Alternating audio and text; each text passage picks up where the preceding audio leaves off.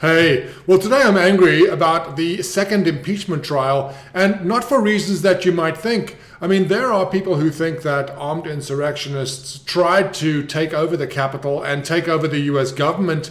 Other people think that Trump supporters disputing the vote were looking to have their issues heard before the votes were counted. Whichever side of the debate you fall upon, the Senate is now hearing the impeachment trial of Donald Trump. And what struck me today was an incident that occurred towards the end of the day involving Senator Mike Lee.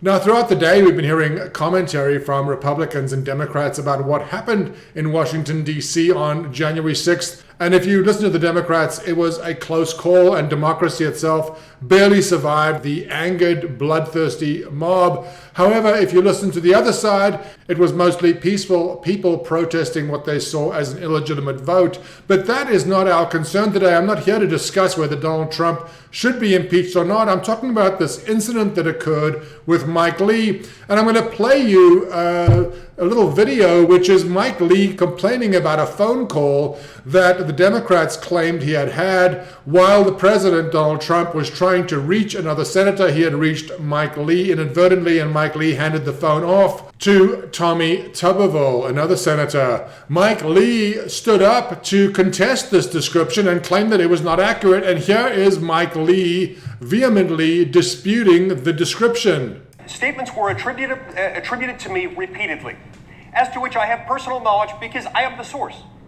They are not true. I never made those statements. I asked that they be stricken. This has nothing to do with whether or not they're based on depositions, which they're not. It's simply based on the fact that I'm the witness. I'm the only witness. Those statements are not true, and I ask that you strike them.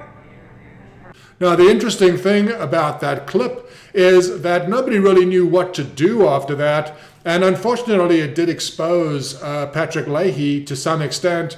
Now, I don't really want to delve too deeply into this issue, which is another issue altogether, but Patrick Leahy has been a U.S. Senator for almost 50 years. And sadly, for those of us who have parents in their 80s, you can see that Patrick Leahy is in his 80s. Unfortunately. But I'm not here to disrespect Patrick Leahy. I'm here to talk about the impeachment trial itself. And what was so startling to me was not Senator Mike Lee disputing the version of events that had been described. It was the response of the Democrats, which I will play you right here. Impeachment manager Mr. Cicilline correctly and accurately quoted a newspaper account which the distinguished senator has taken objection to, so we're happy to withdraw it. It's not true. And it's on the grounds that it is not true, and we are going to repeated it too. Okay, we're going to withdraw it this evening. And so, if you didn't understand the point I was trying to make, it is this. This account that got Senator Mike Lee so hot and bothered is based on a newspaper account. Mike Lee disputes this newspaper account.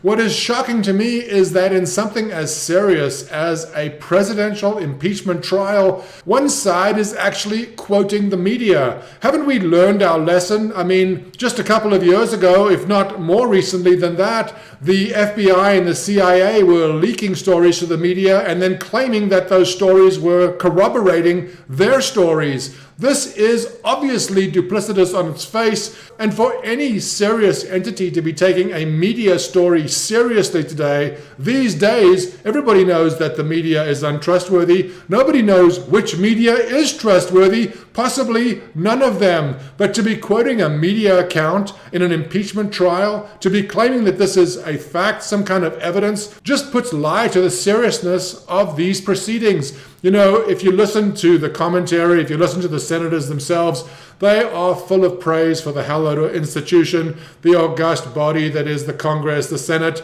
and yet they are willing to use newspaper accounts as a basis for evidence. This is the most shoddy and shocking example of litigation that I think I've ever seen. I'm not commenting on whether President Trump should have done more, didn't do enough, but what I do know is that to rely on newspaper accounts as a factual basis, as a factual history of events, is outlandish on its face and so ridiculous that it was almost incomprehensible to me, and I felt compelled to draw your attention to it because, if anything, this should make us all wake up.